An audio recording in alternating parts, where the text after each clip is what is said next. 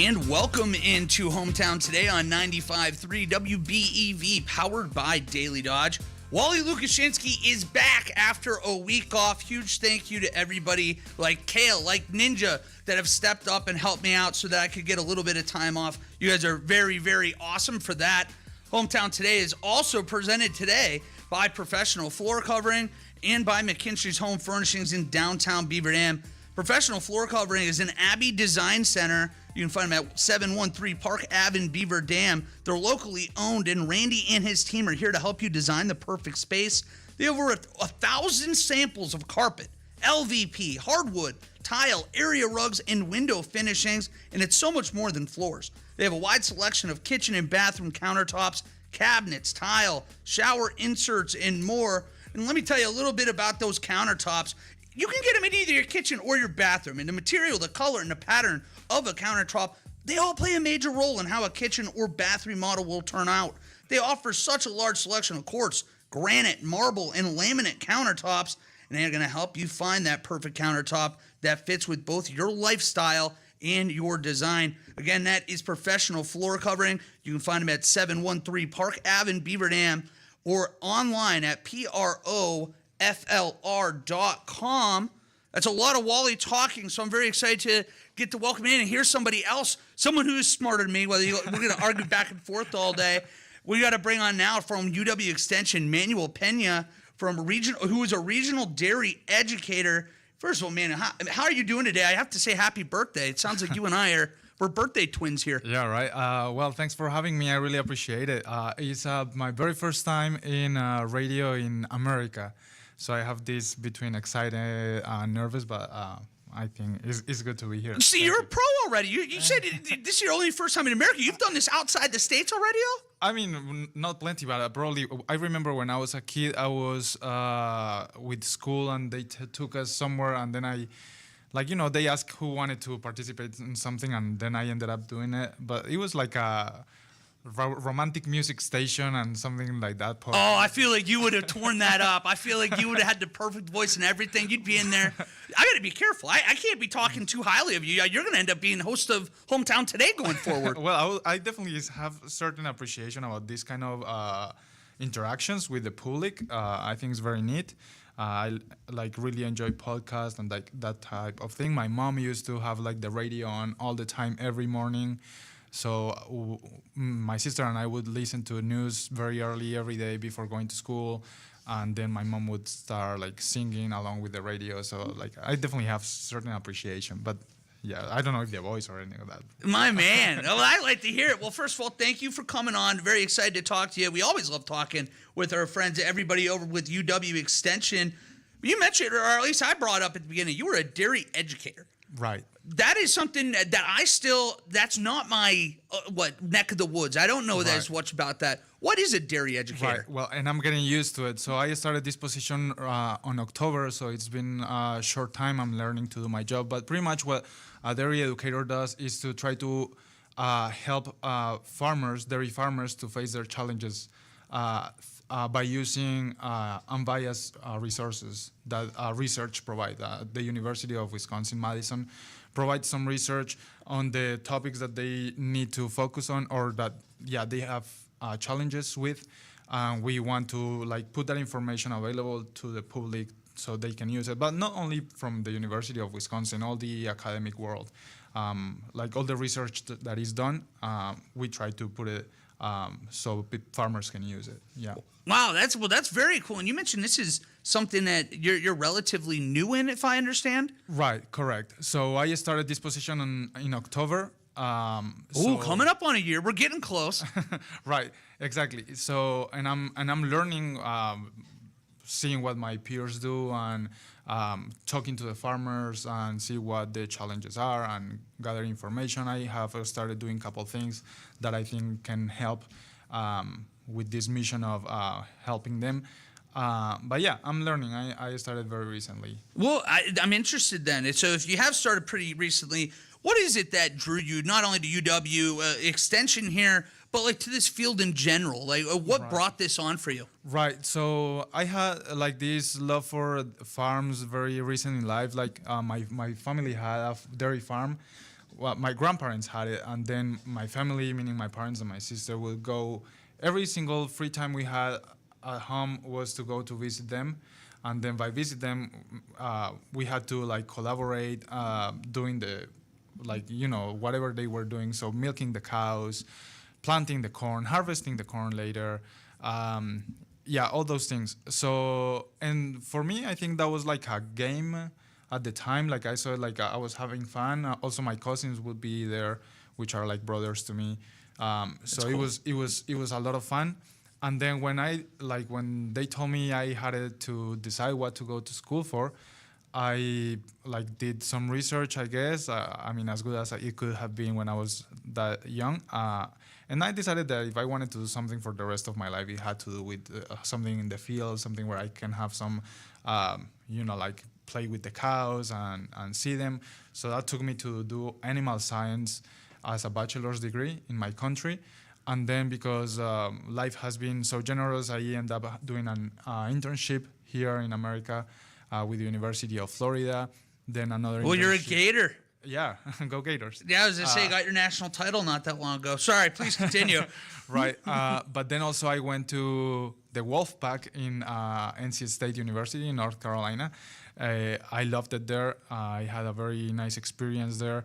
And by being there, I had the chance. I was also doing an internship.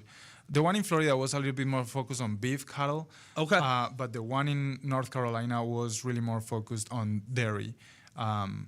By being there, I got the chance to meet with Dr. Matias Aguirre, which is he did his grad school in Madison, and he is professor in Clemson University. So Wow. go Tigers! Wow, you got all kinds of ties all over. Right. So I went for grad school in Clemson University with him.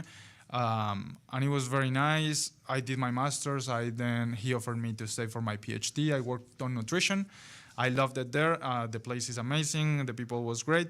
And then I had a colleague that I went to school with back in Colombia, in my country, that was already working for UW.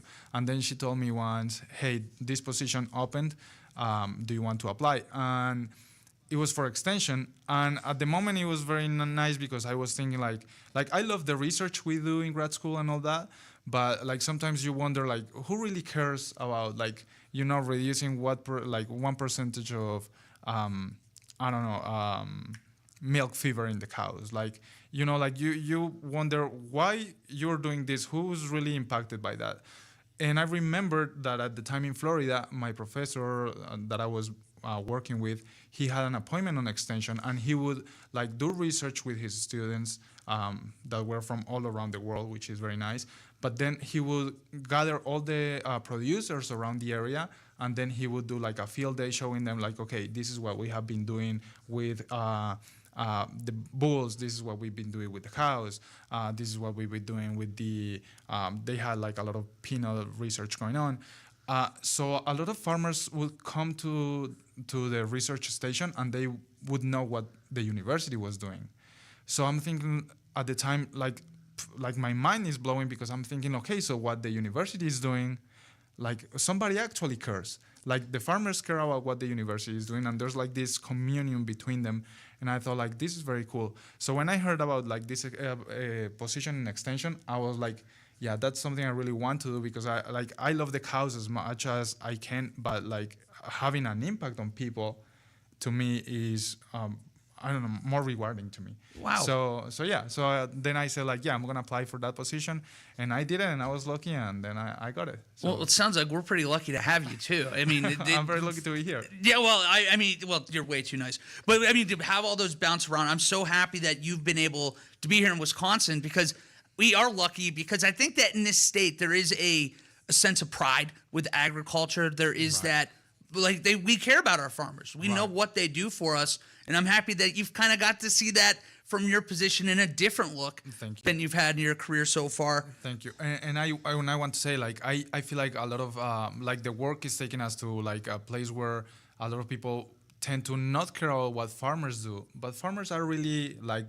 the engine of everything else. Like if we have no food, there's simply nothing else we can do. There's no TikTok, there's no Instagram, there's no, like, if we don't feed ourselves, like, there's nothing else we can do after that. So I feel Backbone. like, yeah, so giving the importance to the farmers, I definitely, like, probably somewhere inside of me, I already believed, like, of, like, the importance of them, but, like, I love being in this position of, like, okay, let's embrace the importance of them too. I think that's very cool. Well said. Well, very well said. And I know that we love our farmers here on Hometown today, but we have to step aside for a quick break. Before we come back, we're going to talk a little bit more with Manuel and figure out what's going on in his world, what we can do, how we can be involved. But that'll be coming up next on Hometown today on 95.3 WBEV, powered by Daily Dodge.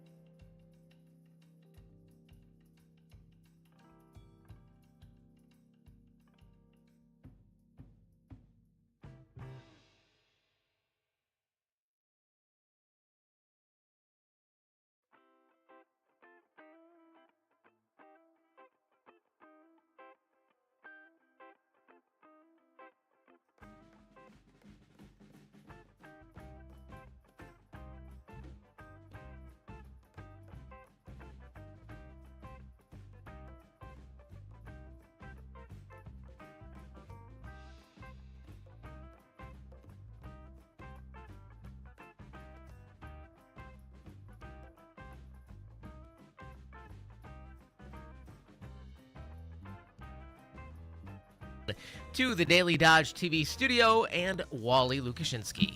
Thank you very much, Kale. We very much appreciate you as always. And I very much appreciate the man to my right now. We get to talking this morning with UW Extension's Manuel Pena, who's a regional dairy educator. And I know right before we went to break, we talked a little bit about your actual involvement, how you got to be a part of this. I would like to actually hear a little bit now about like the programs you've actually done in the past that have led you to this point. Right. Well, like as the first things that as an extensionist we do is to go gather information to see what are the needs of the population we're serving. So one of the first things that I heard was like people wanting to do like a workshop kind of thing about calving management. So all this calving process is a very important thing because depending on how you do that, like your cows can be better in the future, right? So my very first program was a calving management workshop, and I did it with the help of Alison Fau, which is another educator that works in some counties more to the south, but she has some experience doing that. So we brought some experts from the university. We had the sponsorship from a couple of the companies that the farmers trust the most, which collaborate with us very nicely. So then that was the very first one, and then in those ones, what we try to do is to bring if there's any new information that the farmers can be using, we provide that. But also we hope to tell them hey, remember this is important. Like hygiene is important. These steps, if you're in parturition, remember to follow these steps. And then we had this fake cow that we play with at the time.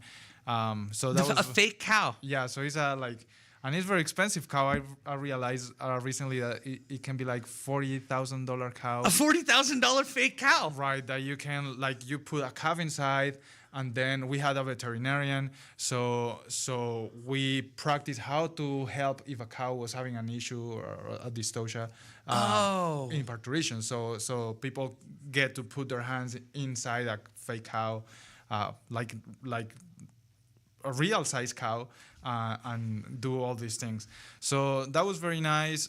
People like that a lot. And one thing that I'm doing, which is also part of what Extension has been doing for a little bit longer, is that we provide those trainings in English and in Spanish too. So we do those in different days. So one day we do the workshop in English, and the next day we do the same exact workshop in Spanish. And that's very neat because, sometimes not. In Wisconsin, there's this challenge that we have, that there's the workforce speaks mainly Spanish, and then the managers, owners speak mainly English. And there's this... trying to get that bridge and understanding. Correct. And it's very important to provide the same information to both sides because it's already hard to communicate. You don't want to have any more issues communicating, So we provide the exact same information, which just remind me also that we have this newsletter where we do that same thing. It's a very short newsletter. We're trying to make it fun in a way. We provide the same information in English that in Spanish. Is Bovin Noticias, and there's plenty of ways to find that. If you Google Wisconsin Extension newsletter dairy bilingual, probably that's enough to take you right away. But yeah, going back to the programs we've done, there's also we did a program to highlight the importance of the feeder in a farm. So we know.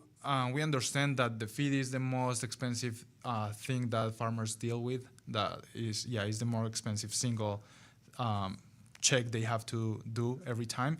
So, and the people who handle the feed is the workers. The workers are the ones.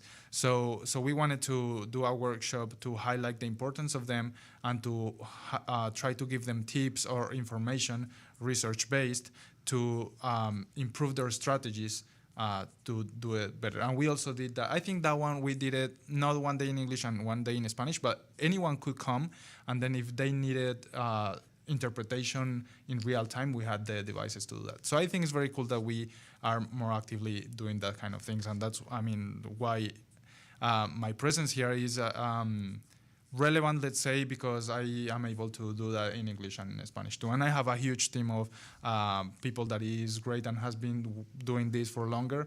and I can rely on them. So to do those things. So whatever I don't know, they know. That's fantastic. So, I mean, we are seeing at this point, too, because you mentioned there are a lot of the workforce and management maybe not understanding. Correct. So to be able to go through this together in both of your native languages, Correct. You're also going to make it easier. You might pick up on some things. You understand what you're talking about. That's a really cool program. And I know that we only have a couple minutes left, but I do want to ask you before we get too much farther, how can people learn more about UW Extension, what you do, if they want to be involved or anything to that effect? Right. Well, I always say when people have never heard of Extension or they think, I always say, well, 4-H is a program from Extension. And then most of the people go, oh, okay, I know. So Extension is very important in Wisconsin, and we have plenty of programs. But if you want more information about what we do, you can Google Extension Wisconsin, and the very first thing that is going to come out there is our website. We have different departments of institutes. I belong to the Agriculture Institute, and then inside of that institute, I belong to the dairy one. But there's plenty of more information that people can reach out for Extension. And how to reach me, so I'm very good at answering my emails. When I'm not in my birthday yesterday, I didn't answer that one because I was off. But my email is manuel.pena.wisc@wisc.edu, and that's manuel.pena@wisc as Wisconsin.edu. There you go. Yeah. And I have a phone number if people want to call me that I don't even know yet because it's my work phone, but I have it with me all the time, and that's 920-449-0725. And if I don't answer that one, you leave a message, and I'm really good at coming back. And people can go back and they can hear this interview again. So you make sure that you got all those notes. You get the phone numbers. You get the email. You can catch that at Daily Dodge TV on our YouTube page under the Hometown Today tab. Manuel, I had a blast talking with you this morning. I hope you had a great birthday. Yeah, it's been great. Oh, yeah, that was great too. And happy birthday to you. Too nice. That's way too nice for you. But good luck to you as well. I know we're going to be very excited to hear how this program goes down the road, and we're thrilled to have you in the great state of Wisconsin. Thank you. Thanks a lot, and I'll be happy to come back. Thanks a lot. Well, perfect. We're going to step aside now for a quick break. Before we come back, we're going to be talking to our friend Randy over at Professional Floor Covering. That's next on Hometown Today on 95.3 WBEV, powered by Daily Dodge.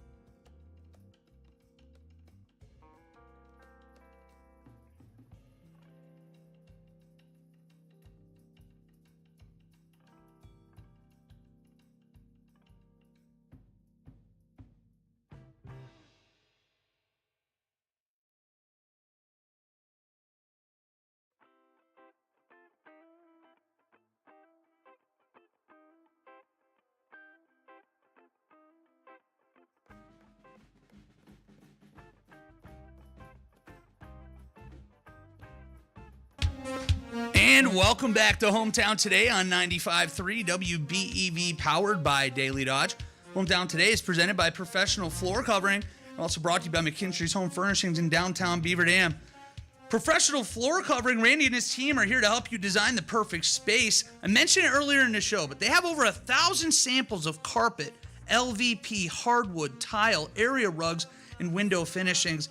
But it's so much more than floors. They have a wide selection of kitchen and bathroom countertops, cabinets, tile, shower inserts, and more. They have those tub-to-shower conversions. You can turn your standard bathroom into a luxurious spa with a tub-to-shower conversion. A tub-to-shower conversion can also drastically improve the quality of life for those that have trouble lifting their legs up over the wall of a standard tub. Built in to stand alone features for those tubs as well. Again, Professional Floor Covering and Abbey Design Center. You can find them at 713 Park Ave in Beaver Dam or online at proflr.com. Started stumbling on my words because I looked up and I see we have Randy calling in right now. So, Randy, I got to ask you, how are you doing? First of all, what's going on over at Professional Floors? I'm doing good. What? Well, I was moving a bunch of stuff in the warehouse, so there's a lot going on here, actually. No, that's good. I feel like we're both, we got a lot of fun stuff we haven't been able to catch up on. Last time we were talking about those tubs of shower conversions of my leg, not being able to get it over the side. And that's something I know that you guys can help me get, kind of lower that so I can actually walk in like many people in like assisted living might need as well. Yeah, we do a lot of them. They're cultured marble, so it's a poured product. So there's a granite look, there's a marble look, there's a solid color. Whatever taste you have, they've got one for you. It's a it's a heavy, solid product. Can't stress that enough. So when you step in it, it's like standing on concrete. It's very firm and hard, but yet it's polished, it's shiny, it looks great. Well, and very nice product. Well, and I'm looking again. About I think you maybe have to lift your leg 3 inches. Get in. Well, perfect. I might need that, Randy. It's been rough sledding over here the last couple of weeks. But one of the things that always excites me too, when I go around and we talk about it every single time we talk about you guys have over 1,000 samples of carpet, and that like always throws my brain through a loop. Like for people like me, I know I'm walking in, I'm like, a color looks good. That's the color I want. What do people have to know? Like, how do you guys help these people out? Like, narrow down the selection over 1,000 different types. Well, most people are looking for neutral colors. So either you're going to go gray or you're going to go beige. Those are two very big neutrals that work well with just about anything. So, keep in mind this carpet's probably going to be in your house for 15, 20 years, some people 30. So you want something that, you could change the wall paint, yet it still looks good down the road. There's nothing worse than a dated gold carpet or a green carpet or maybe a mauve-colored carpet. So if you stay neutral, it looks good for a long, long time. So that narrows it down a lot. Those are probably the best-selling colors, the neutrals. But not to say people don't come in looking for a blue or a green or a gold. Just a matter of taste. And sometimes it's difficult, but sometimes it's quite easy, too. Well, I can imagine that, too. I mean, I still remember walking around even 20 years ago into some of, like, my friends' neighborhoods. You got the shag carpet. You got that, like, maroon that I can go back to, and, you feel like you're straight in the 90s still. You guys can help them get it out, figure out, kind of modernize the home. But you can do that with cabinets as well. This is one of those things for me. I love that you guys emphasize so much you will work to try to with people's price range. Like, what are the selections like for cabinets and countertops as well? There's a wide variety. We carry 3 different lines here, and each one has different features that the other one maybe don't have. So when you're designing something, sometimes this happens quite often. You start designing it in one line, and then the customer says, "Hey, I'd really like one of these." Well, that line don't offer that, so you move to a different line, redraw it, and do it again. But whatever. There are so many colors. There are so many wood species. There are so many features. Different things you can add into the cabinets. to make everyday life easier. And we could go on and on here for weeks. We go through that catalog. It's quite thick. A lot of stuff they offer. Well, Randy, as always, we got to say thank you for giving us some of your time. I know it's a busy time of year, and again, people are got to go to PROFLR.com, see some of the selection you guys have here. Randy, have a great day, and looking forward to getting to chat with you again here real soon. All right. You have a good day, too. Thanks. You got it, Randy. We appreciate it. We're going to step aside now for one final break today before we come back and are joined by Robin Kaufman with the Watertown Chamber of Commerce. That's next here on Hometown Today on 95.3 WBEV, powered by Daily Dodge.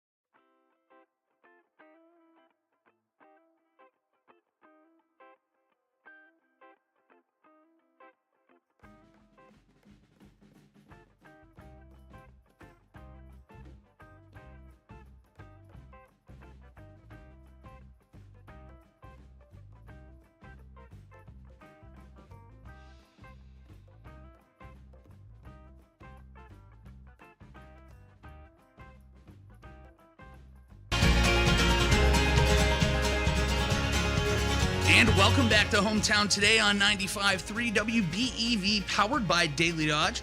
Hometown Today is presented by Professional Floor Covering and also brought to you by McKinstry's Home Furnishings in downtown Beaver Dam. Wally Lukashenski and Kale Zomer up in the WBEV studios making it sound good. And I am now very excited to be welcomed on by Robin Kaufman with the Watertown Chamber of Commerce. And we know in the summer that Chamber of Commerces are busy. Absolutely, yes. And I am director of tourism, so I am covering all of the big events that would be recruiting people from other communities. Ooh, and we're one of those other communities right here. Yes. 30-minute drive away. Well, what is coming up, I know, with a very busy summer over in Watertown? Correct. I mean, I think the theme of Watertown in the summer is outdoor live music. So many great bands. I mean, we are pulling bands from Chicago and Minneapolis. And then obviously we can talk about Watertown Riverfest, where we bring in national acts. But also on top of that music theme, they're all free. Wow. I know, exactly. Wait, so where does this take place? It's all free. People just show up, just stand around, and you can, can you bring your own food and stuff too? In a lot of cases, yes. Watertown Riverfest, no, because I will tell you that there's over a dozen food sites there. Oh, that makes sense. So you don't want to bring your own food. You'll be missing out if you do.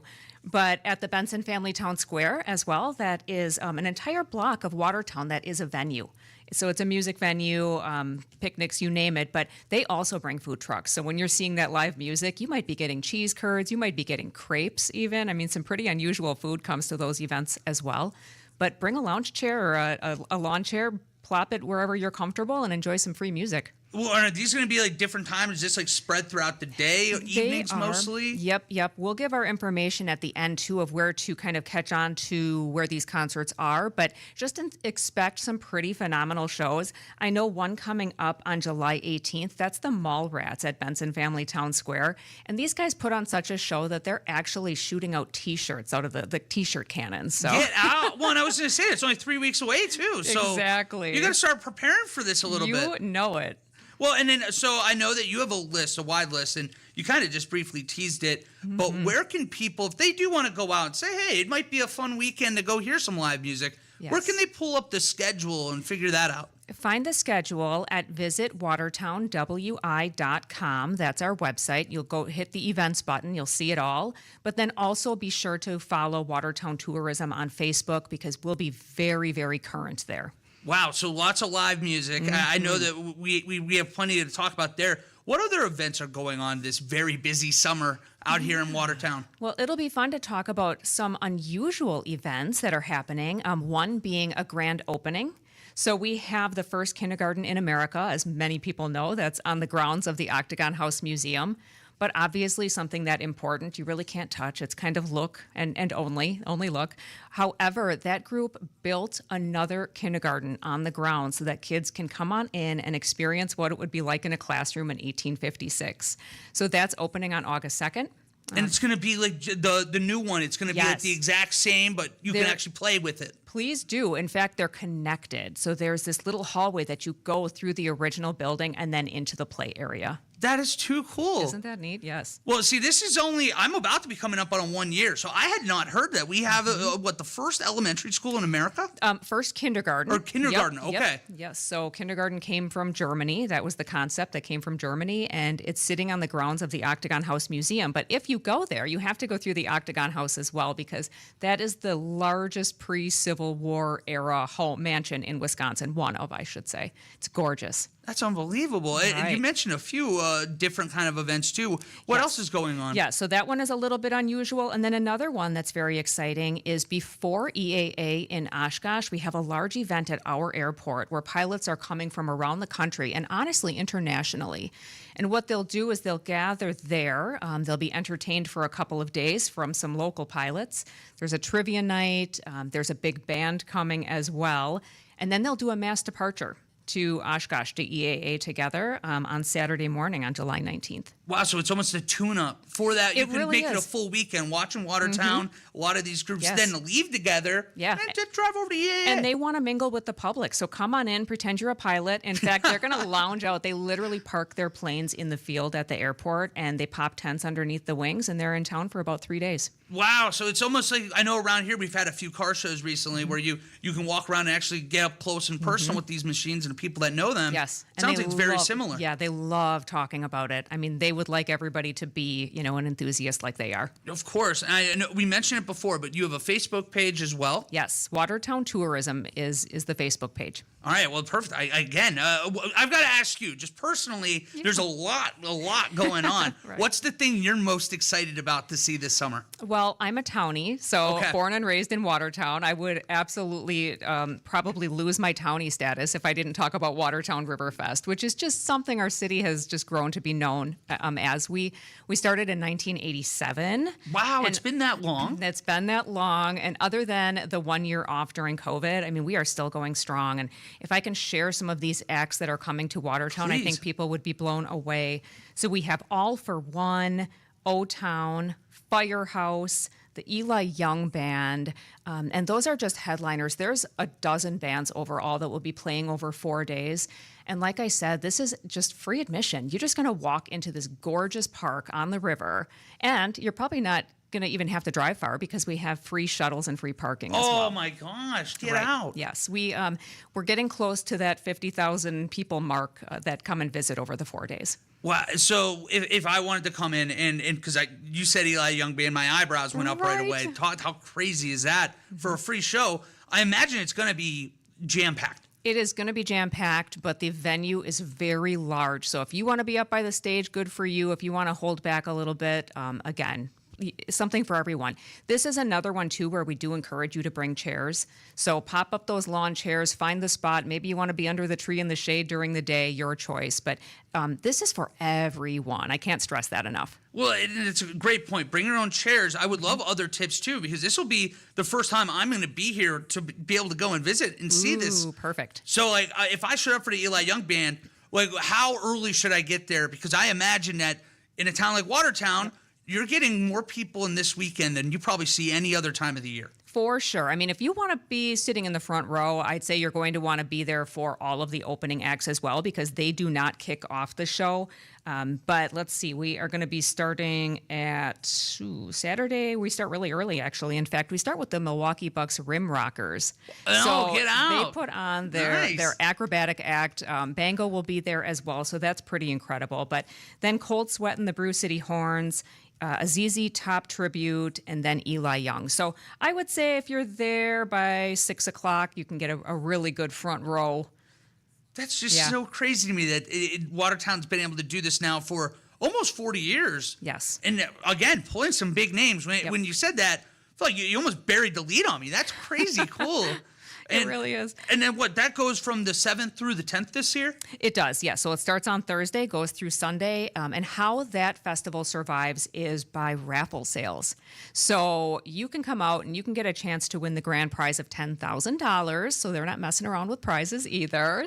And then, of course, just purchasing the beverages and the food. And there's a full-size carnival as well with rides. Wow. So I was going to say, I can understand why being a townie, you have to answer this way. Yes. I've been hearing about this now for the better part of a year. Mm-hmm. Very excited to get to see it.